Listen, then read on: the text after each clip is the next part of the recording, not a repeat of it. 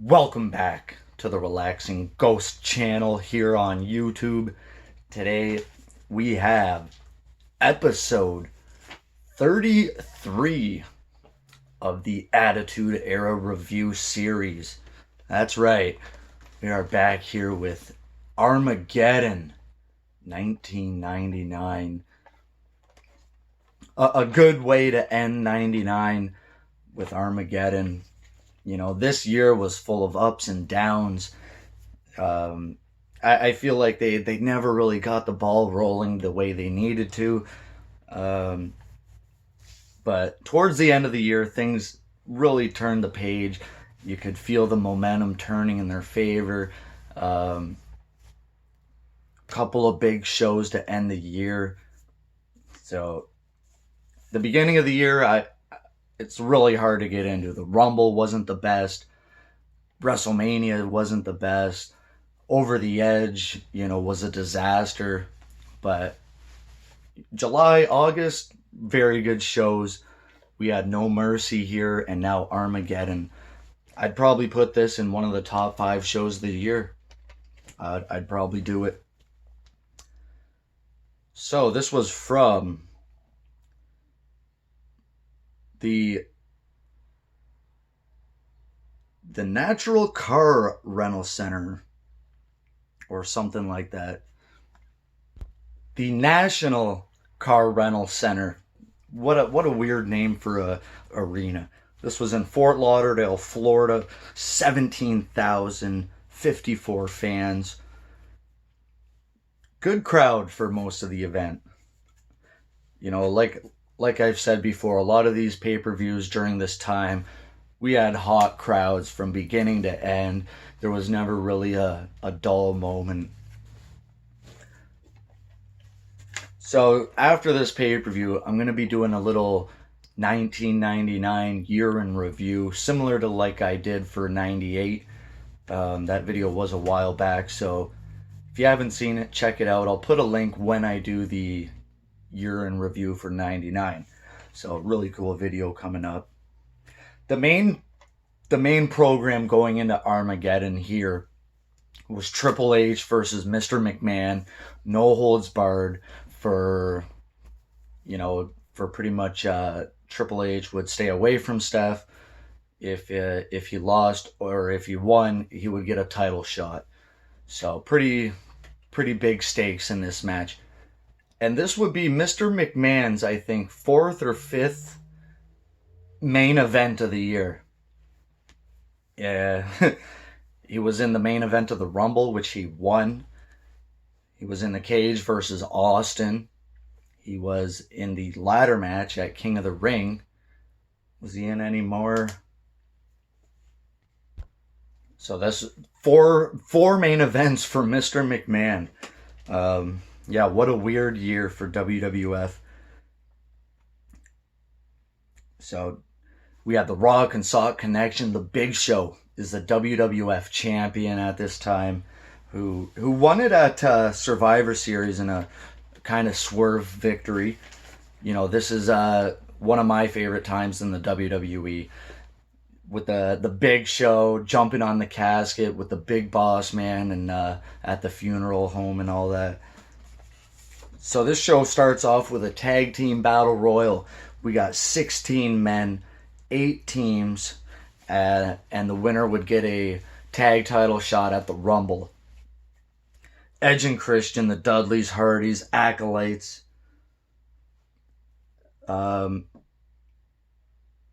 There's a lot of fantastic teams in this. I believe you had the Dudleys recently debuting. So yeah, it came down to those 4. And the Acolytes get the win. They are the 2-time tag team champions at this point in time. So it did make sense to give them the win here. Edge and Christian, the Hardys, the Dudleys, they're going to go on to have a fantastic couple of years in the WWE. So I think they made it out okay here. We got Kurt Angle backstage with Lillian and him and Blackman lost to the Dudley Boys on SmackDown. So this is Kurt Angle versus Steve Blackman, his second pay-per-view appearance. So Kurt Angle at least is getting some type of storylines heading into his pay-per-view matches. You know, him and Blackman took a loss, so now they're going to have a pay-per-view match. So we're making some sense out of this stuff here. Kurt Angle is looking fantastic in these matches. You know, we do see a moonsault miss, which would be a staple of Angle's matches going, you know, into some of his main event matches. A bow and arrow to Kurt Angle from Blackman. You know, we never seen Blackman, you know, pull many of these moves off. Kurt Angle with the German suplex for a 3. This was a decent match, you know. After the match, Blackman grabbing those nunchucks and just taking it to Kurt. So, decent match. You know, I don't expect a 5-star classic out of, you know, a rookie Kurt Angle here, but this was fine. Third match of the night is the evening gown match in a pool.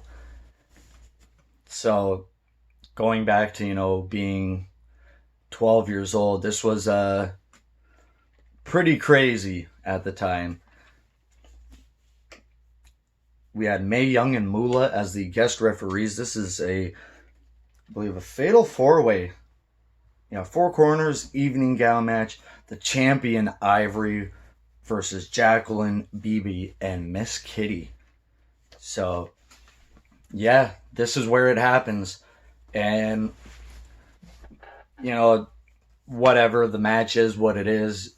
An evening gown match isn't that big of a deal. But after the match, Miss Kitty is the winner here. She is the new women's champion. And, yeah, she reveals the kittens. And this was pretty insane. You know, they left it in the tape, so if anyone's interested, they probably cut it from the network version. I'm probably 100% sure of that. But pretty crazy. Whether this was scripted or not, it's definitely a gem to go back and look. And fourth match of the night, we got the super heavyweights, the Holly Cousins versus Midian, or no, not Midian, Viscera and Rikishi Fatu. So this is another debut here for Rikishi, fairly new in the WWF. New. But, you know, similar to Blackman and Angle, these two could not get along to save their team. And, you know, Rikishi's trying to make it work. This match is pretty good. You know, these guys are just dominant, and you'd expect nothing less from a couple of 400-plus pounders. You know, Rikishi is looking phenomenal here. He hits a super kick.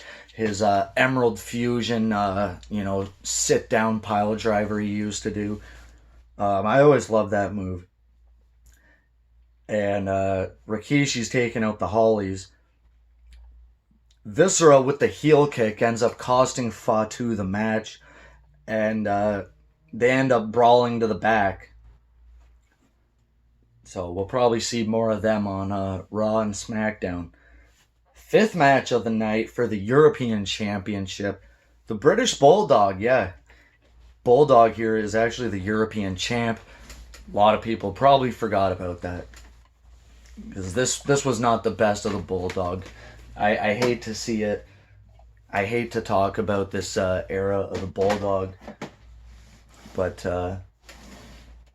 you know, it is what it is.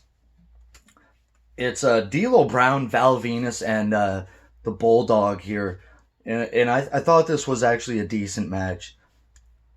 But Bulldog's getting tossed up. Val Venus hits a power slam for 2. D'Lo Brown is going up for the lowdown. Hits the Bulldog with it. 1, 2. And in comes Val Venus with the money shot. He gets the 3. We got a new European champion. So, pretty fun finish to that. 6th match of the night is a cage match. X-Pock versus Kane. I might have talked about this in prior reviews, but I think they really pulled the trigger on this too early. I think this is something that could have been saved for Mania. You know, at this point in time, we're 3 months out, 3.5, almost 4 months out from Mania. This was December 12th, 1999, so WrestleMania is August 2nd of 2000. So in this match, X-Pock can win by escaping the cage, pinfall, or submission. And Kane can only win by pinfall. So they got the deck stacked against Kane here. Kane with his lovely girlfriend Tori. And then this match starts outside. We get a wicked bell shot, and X-Pock is locking the door. Towards the end of the match here, the Outlaws are coming out here. They're cutting the bolt off the door. And X-Pock hits the X-Factor on the chair. Tori gets an X-Factor for her troubles. And while X-Pock is climbing out, Kane, remember the door got cut open. So Kane goes outside. He can't win by escaping the cage anyway. He goes outside the ring, picks up X-Pock, throws him back inside, and clothesline from the top of the cage, which was absolutely insanity. Tombstone, 1, 2, 3. Kane is your winner here. This was a pretty fun match. 2 of my all-time favorites, Kane and X-Pock. You know, I don't think X-Pock gets the same love from the fans as he does from me. You know, we talk about X-Pock. It was real, but in 98, 99, X-Pock was pretty fun. Yeah, X-Pac actually had a cage match against Jericho, I think. What was it? Armageddon? Or, no, Unforgiven, sorry. So, X-Pac in some really brutal cage matches in this era. 7th match of the night is for the WWF Intercontinental Championship. Champion China versus Y2J, Chris Jericho. And I believe here is Miss Kitty is with China now. And she is the women's champion with the IC champion. I always loved that pairing for whatever reason. China and Kitty, who later became the Cat. I like that pairing. I wish they would have kept the title on China a bit longer than they did. But, those two could have been a dominant force. While China was far more masculine than the Cat. I really thought they had a styles clash, but really cool chemistry together. So this match is pretty good for the IC title. Very good back and forth. China's got her thumb busted on Raw or whatever. China hitting a low blow for 2 early on. And Jericho hits the drop kick to the thumb with China caught in the ropes. JR never seen one of those before. Jericho going for the walls of Jericho, and China taps. We got a new Intercontinental Champion, Chris Jericho. I believe this first Intercontinental title victory. First of what, 9? Jericho would go on to have a hell of a run. Yeah, this is only Jericho's 4th or 5th pay-per-view match. So he slowly climbed the ranks. You know, it seemed like he really was frustrated in those early months, His first pay-per-view, SummerSlam, he wasn't even on the card match-wise. And then, I think it was a couple of months after that, again, he wasn't on the card Might have been No Mercy with the tag team ladder match. He wasn't even on there. 8th match of the night. We got 2 more matches here. Mankind and The Rock versus the New Age Outlaws. Early on, Outlaws isolating The Rock. And this is for the tag team championships of the world. And I was really thinking about this. The Outlaws and Mankind actually have a pretty cool history together. Going back to 98 into 99, we had Mankind and Kane versus the Outlaws, Funk and Cactus Jack versus the Outlaws, and then now the Rock and Sock versus the Outlaws. So, you know, Mankind and the Outlaws have a pretty fun history together. I think SummerSlam 98 there. So early on, Outlaws are isolating The Rock, and the ref ends up taking a sandwich here. Al Snow runs down and hits Mankind with head, bell shot, and a pile driver for a 2 count. So Outlaws are just taking it to the Rock and Sock. Samoan drop, rock bottom to Billy Gunn, and Al Snow with the run and causing a DQ with the Outlaws retaining. Yeah, I guess they just wanted to keep the titles on the Outlaws. Rock and Sock were pretty much going to go their separate ways in the next coming of months. 9th match of the night for the WWF Championship. The Big Show versus the Big Boss Man. This match went about 3 minutes.